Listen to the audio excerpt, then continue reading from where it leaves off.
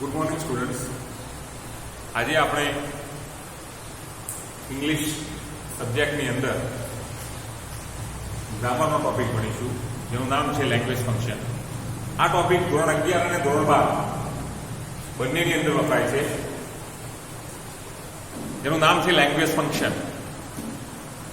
Language ફંક્શનની અંદર પણ જુદા જુદા પ્રકાર આવે છે.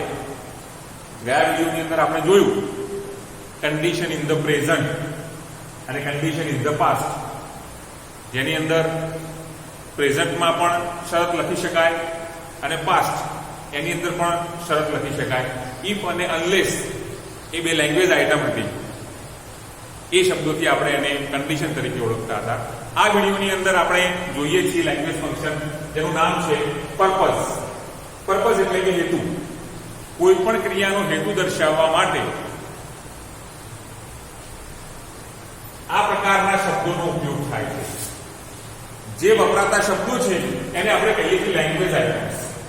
એ વાક્યની અંદર આ પ્રકારના શબ્દો વપરાય. To, for, so that, in order that, in order to અને વિથ ટુ. કેવા શબ્દોનો ઉપયોગ થાય છે ફરીથી જોઈ લો. To, for, so that, in order that, in order to અને વિથ ટુ. આવા તેવા શબ્દોનો એ વાક્યમાં ઉપયોગ થાય છે. અને પછી એ વાક્યને આપણે પર્પઝ તરીકે ઓળખીએ છીએ. પર્પઝ એટલે કે હેતુ. કોઈ પણ ક્રિયા કરવાનો હેતુ. કેવી રીતે એનું સેન્ટેન્સ પેટર્ન, આ સેન્ટેન્સ પેટર્ન છે, આ શબ્દો સાથે કેવી રીતે વાક્ય બને. સૌપ્રથમ જોઈએ છીએ આપણે ટુ વાળા શબ્દનો વાક્યમાં કેવી રીતે ઉપયોગ થાય. તો સબ્જેક્ટ, વર્બ, સબ્જેક્ટ એટલે કર્તા, વર્બ એટલે કે ક્રિયાપદ, અધર વર્ડ્સ એટલે કે વધારાના શબ્દો. એક વાક્યને પછી આપણે સાથે જોડવાનું છે ટુ. ટુ પછી V1 એટલે કે ક્રિયાપદનું પ્રથમ નંબરનું રૂપ પ્લસ અધર વર્ડ્સ વધારાના શબ્દો. ટુ પછી હંમેશા ક્રિયાપદનું પ્રથમ નંબરનું રૂપ આવે છે. એ જ વાક્યને ઉદાહરણમાં જોઈએ કેવી રીતે લખાય છે. My father went to USA. સમજો, my father went to USA. મારા પિતાજી USA ગયા. USA એટલે કે અમેરિકા. મારા પિતાજી અમેરિકા ગયા. શું આપણું છે ટુ. ટુ ક્રિયાપદનું પ્રથમ નંબરનું રૂપ. To earn. ટુ અર્ન એટલે કે કમાવું. ટુ અર્ન પછી વધારાના શબ્દો. મોર મની, વધારે પૈસા. મારા પિતાજી વધારે પૈસા કમાવવાના હેતુથી USA ગયા. હેતુ શું છે? વધારે પૈસા કમાવા. પર્પઝ. કયો શબ્દ વપરાયો? To earn. આપણી પેટર્ન છે ટુ સાથે હંમેશા મૂળ ક્રિયાપદ આવે છે. એ જ વાક્યમાં આપણે ફોર શબ્દ વાપરવો છે. એ જ વાક્યને આપણે ફોર થી લખવું છે. સમજો કેવી પેટર્ન છે. તો કે છે કે સબ્જેક્ટ, વર્બ, અધર વર્ડ્સ. આ એના જેવા, એનું જેવું જ વાક્ય અહીં. ફોર પછી વર્બ પ્લસ ING આવે. ફોર પછી ક્રિયાપદને ING લાગે છે. ફોર અર્નિંગ અને વધારાના શબ્દો મોર મની. તો કેવી રીતે સેન્ટેન્સ પેટર્ન થઈ એની? My father went to USA. મારા પિતાજી USA ગયા. એટલે કે મારા પિતાજી અમેરિકા ગયા ફોર અર્નિંગ. ટુ સાથે અર્ન, ફોર સાથે અર્નિંગ. ફોર અર્નિંગ મોર મની. વધારે પૈસા કમાવવાના ઈરાદાથી, હેતુથી. મગજમાં ધ્યાન રાખજો, તમે ખ્યાલ રાખજો. Four earning. ફોર પછી ક્રિયાપદને ING લાગે છે. એવી જ રીતે આપણે શબ્દ વાપરવો છે સો ધેટ, ઇન ઓર્ડર ધેટ. હવે મિત્રો એક વસ્તુ યાદ રાખજો, સો ધેટ અને ઇન ઓર્ડર ધેટ આ બંને એક જ શબ્દો છે. કાં તો તમે સો ધેટ વાપરી શકો છો, કાં તો ઇન ઓર્ડર ધેટ વાપરી શકો છો. એટલા માટે મેં અહીંયા સેન્ટેન્સ પેટર્નમાં લખ્યું છે કે subject verb plus other word so that in order that, કાં તો સો ધેટ કાં તો ઇન ઓર્ડર ધેટ.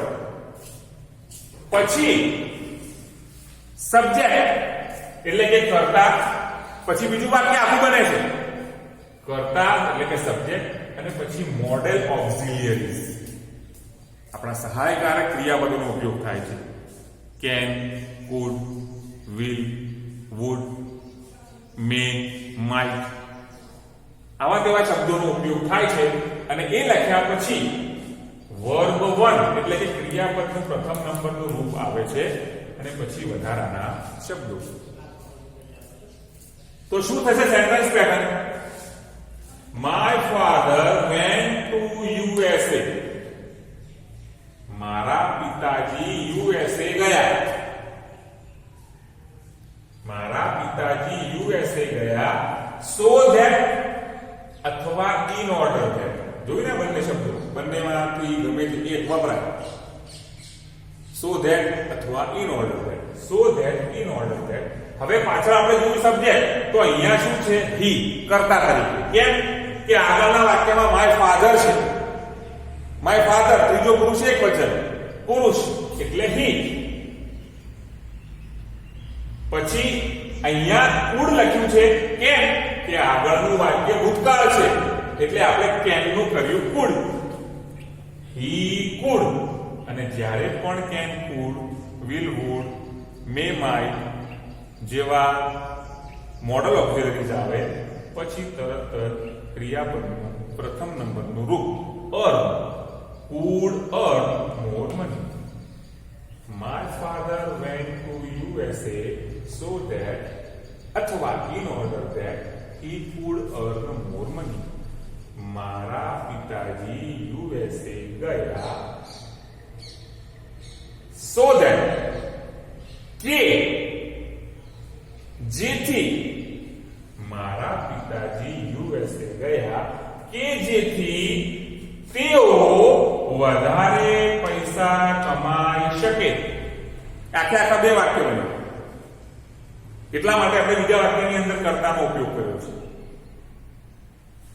આગળનો શબ્દ છે ઇન ઓર્ડર ટુ. તો ઇન ઓર્ડર ટુ ની અંદર subject plus verb plus other words in order two મૂક્યું હોય તો પછી ક્રિયાપદનું પ્રથમ નંબરનું રૂપ. ઇન ઓર્ડર ટુ પછી ક્રિયાપદનું પ્રથમ નંબરનું રૂપ પ્લસ અધર વર્ડ્સ એટલે કે વધારાના શબ્દો. એની સેન્ટેન્સ પેટર્ન જોઈએ છે. My father went to USA. મારા પિતાજી USA ગયા. હવે આપણે કયો શબ્દ મૂક્યો છે? In order two. નિયમ શું છે? ઇન ઓર્ડર ટુ સાથે ક્રિયાપદનું પ્રથમ નંબરનું રૂપ. In order two earn. In order two earn more money. મારા પિતાજી USA ગયા in order two earn more money. વધારે પૈસા કમાવવાના ઈરાદાથી મારા પિતાજી USA ગયા. એવી જ રીતે આપણે છેલ્લો શબ્દ છે with a view to. with a view to વાક્યમાં કેવી રીતે તેનો ઉપયોગ થાય છે? My father went to USA. મારા પિતાજી USA ગયા. પછી આપણે મૂકીએ છીએ with a view to. સમજી લેજો આપણો પેટર્ન કેવી છે? with a view to પછી હંમેશા જે કોઈ પણ ક્રિયાપદ લખીએ એને ing લગાવવું પડે છે. એટલે કે વર્બ પ્લસ ing. વર્બને ing લાગે છે પ્લસ અધર વર્ડ્સ એટલે કે વધારાના શબ્દો. My father went to USA with a view to earning. વર્બને ing લાગે છે with a view to earning more money. ટૂંકમાં એટલું સમજી લો, જે શબ્દો આપ્યા છે એ પ્રમાણે આપણે વાક્ય બનાવવાનું છે. ટુ હોય સમજી લેજો, ટુ હોય તો મૂળ ક્રિયાપદ, ફોર હોય તો ક્રિયાપદને આઈએનજી લાગે છે. સો ધેટ અને ઇન ઓર્ડર ધેટ લખ્યું હોય તો પછી પાછળ બીજું વાક્ય બનાવવું પડે છે આગળના વાક્ય પ્રમાણે કરતા અને મોડલ ઓક્ઝિલરીઝ. જો ભૂતકાળમાં હોય વાક્ય તો મોડલ ઓક્ઝિલરીઝ નું ભૂતકાળ કરવાનું, પછી મૂળ ક્રિયાપદ લખવાનું. મોર મની એટલે કે પાછળ વધારાના શબ્દો. એવી જ રીતે ઇન ઓર્ડર ટુ લખવું હોય તો મૂળ ક્રિયાપદ આવે છે. ઇન ઓર્ડર ટુ લખવું હોય તો મૂળ ક્રિયાપદ એટલે કે ક્રિયાપદનું પ્રથમ નંબરનું રૂપ. વિથ અ વ્યૂ ટુ લખવું હોય તો ક્રિયાપદને આઈએનજી લાગે છે. with a view to earning, with a view to learning, with a view to making, with a view to going.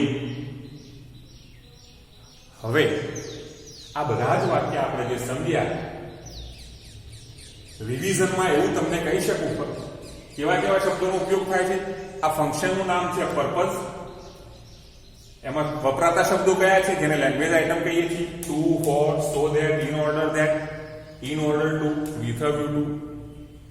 Two વાળું વાક્ય લખવાનું હોય એટલે મૂળ ક્રિયાપદ, ફોર લખવું હોય તો ક્રિયાપદને આઈએનજી, સો ધેટ અને ઇન ઓર્ડર ધેટ લખવું હોય તો પાછળનું બીજું વાક્ય બનાવવા માટે આગળના વાક્ય પ્રમાણે કરતા, મોડલ ઓક્ઝિલરીઝમાં જો ભૂતકાળ વાપરવાનું તો ભૂતકાળ અને પછી મૂળ ક્રિયાપદ એટલે કે ક્રિયાપદનું પ્રથમ નંબરનું રૂપ આવે છે.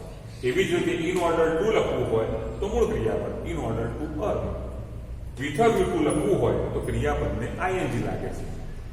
તમારે ફક્ત એટલું યાદ રાખવાનું છે કે આ જે શબ્દો છે એ શબ્દો પર્પઝ ફંક્શનમાં વપરાય છે. તમે ઓળખી શકો. પછી પરીક્ષાની અંદર આપણે ફંક્શન ઓળખવાનું આવે છે.